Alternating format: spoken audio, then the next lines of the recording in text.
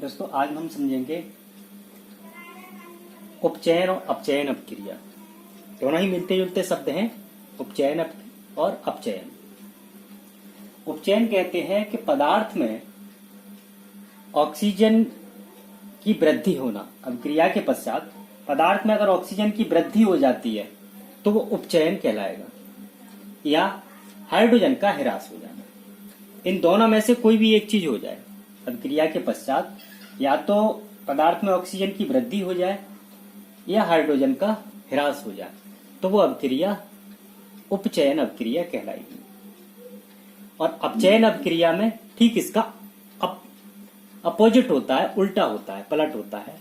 इसमें अगर अभिक्रिया के पश्चात हाइड्रोजन में अगर वृद्धि हो जाए, पदार्थ में अगर हाइड्रोजन की वृद्धि हो जाए या ऑक्सीजन का ह्रास हो जाए, तो वो अभिक्रिया अपचयन अभिक्रिया कहलाती है। उदाहरण से हम समझ लेते हैं। C+O2 और अभिक्रिया के पश्चात बना CO2। कार्बन इसमें अकेला था, ऑक्सीजन के साथ मिलकर CO2 इसने बनाया, यानी इसमें ऑक्सीजन की वृद्धि हो गई। ऑक्सीजन की वृद्धि हो गई तो ये अभिक्रिया क्या कहलाएगी? उपचयन। इसमें कार्बन का क्या हो गया? उपचयन हो गया, तो ये अभिक्रिया उपचयन अभिक्रिया कहलाएगी।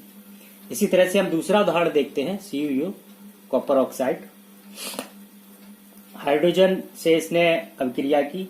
ये अभिक्रिया होती है ऊष्मा में, यानी इसको गर्म किया जाता है, ऊष्मा दी जाती है, तभी अभिक्रिया होती है। इसको ऊष्मा दी, कॉपर और H2O ये बनते हैं। कॉपर के साथ ऑक्सीजन जुड़ा हुआ था।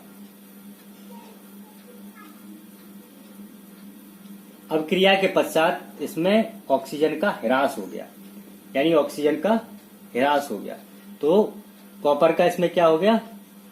अपचयन हो गया। क्या हो गया? कॉपर का अपचयन।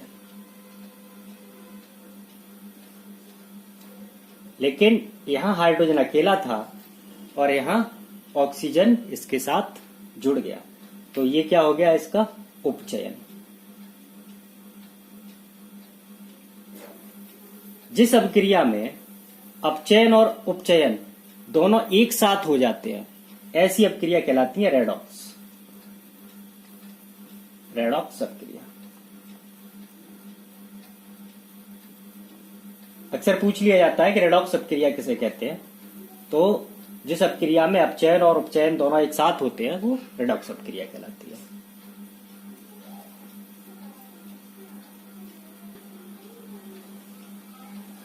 अब हम समझेंगे कि दैनिक जीवन में जो उपचयन अभिक्रियाएं हैं उनके क्या प्रभाव पड़ते हैं। पहला है संक्षारण।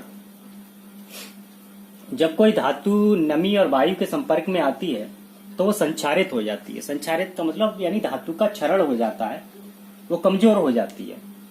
उदाहरण के लिए जैसे लोहे पे जंग लगना, चांदी का काला पड़ जाना, या तांबे पर हरी परत चढ़ जाना। इन तीनों चीजों को जो जनरल जो हमारे दैनिक जीवन के उदाहरण है उनको उनमें से हमने लिया है, आपने देखे भी होंगे। लोहा है, लोहे के अगर कोई लोहा की चौखट है या कोई अन्य औजार है, वो अगर बारिश में अगर रहता है और वो वायु के संपर्क और नमी और बारिश या पानी के संपर्क में जब आता है तो उस पर जंग लगने लगती है। ऐसा ही चांदी है। चांदी भी अक्सर हम लोग उसके आभूषण वगैरह पहनते हैं तो वो धीरे धीरे वो उसमें कालापन आ जाता है। जैसे तांबे का बर्तन है, तांबे का बर्तन अगर रखा रहे नमी के संपर्क में, वायु के संपर्क में रखे, तो उस पर एक हरी रंग की परत चढ़ जाती है, जगह जगह परत चढ़ जाती है। तो इनसे बचने के लिए अक्सर हम क्या करते हैं, अपने जो जंगली चौखट होते हैं तो उसमें उसको हम नमी और वायु से रोकने के लिए उनमें पेंट कर देते हैं। औजारों पर हम ग्रीस या तेल लगा देते हैं। साइकिल है, साइकिल की चैन बारिश के दिनों में अक्सर टाइट हो जाती है, उस पर जंग लग जाती है, तो हम उस पर तेल या ग्रीस लगा देते हैं। इससे हम इस धातु के संक्षारण को रोक सकते हैं। ये धातु का जो संक्षारण है ये होता है उपचयन के कारण। यानी ऑक्सीजन जुड़ जाती है, ऑक्सीजन जुड़ जाती है, ऑक्सीजन की वृद्धि हो जाती है उस धातु के साथ और वो संचारित हो जाती है। दूसरा एक दैनिक जीवन में रहता है जो वो है विकृगंधता। विकृगंधता जो तैलीय पदार्थ है, तैलीय खाद्य सामग्री है या वसायुक्त पदार्थ है, वो वायु के संपर्क में आकर उपचयित हो जाते हैं, यानी उनमें भी ऑक्सीजन की वृद्धि हो जाती है, वो उपचयित हो जाते हैं, जिसके कारण एक तो उनका स्वाद बदल जाता है और दूसरा उनकी जो गंध, जो वास्तविक गंध है, जो वास्तविक उसका गंध है, वो परिवर्तित हो जाती है और उसमें बदबू आने लगती है, अन्य प्रकार की बदबू आने लगती है। उसका स्वाद जो पहले जैसा है, जो वास्तविक उसका स्वाद है, उससे भिन्न हो जाता है। इसी कारण आपने देखा होगा जो मार्केट में जो चिप्स या नमकीन के जो पैकेट आते हैं, वो जो पैकेट आते हैं वो काफी ज्यादा फूले हुए रहते हैं और उनमें चिप्स और जो नमकीन है वो बहुत कम होती है, लेकिन बाहर से लगता है कि ये काफी इसमें भरा हुआ है, लेकिन उसमें वायु भरी होती है। वो कौन सी? वो वायु नहीं होती, वायु में तो सारी गैसें आ जाती हैं, उसमें गैस भरी होती है। गैस कौन सी? Nitrogen gas.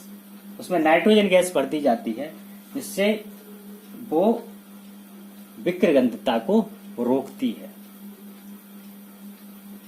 तो आपको आज ये भी मालूम पड़ गया कि जो चिप्स के पैकेट या नमकीन के पैकेट आते हैं वो फूले हुए क्यों रहते हैं।